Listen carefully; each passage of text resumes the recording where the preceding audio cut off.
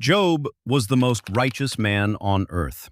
The Bible calls him blameless, fearing God, turning from evil.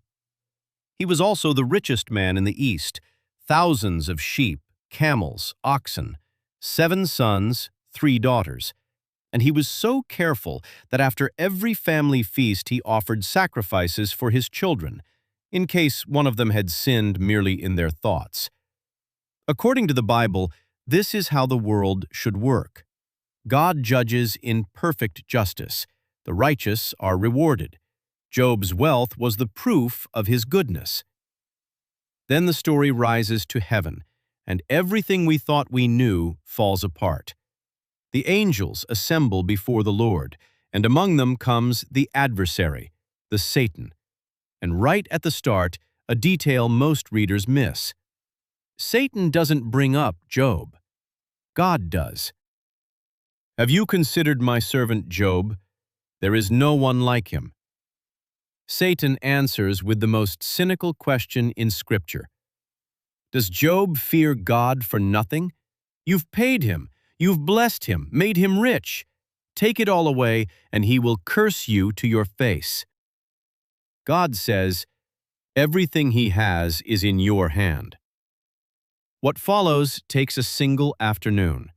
Raiders take the oxen and donkeys. Fire falls from the sky on the sheep. The camels are stolen, the servants killed. And then a great wind comes and collapses Job's roof on his children. None survive. Yet Job still doesn't curse God. So there is a second meeting in heaven. And this time, God says something that should stop every reader cold. He tells Satan, "You incited me against him, to destroy him for no reason." Satan asks for one thing more: Job's body.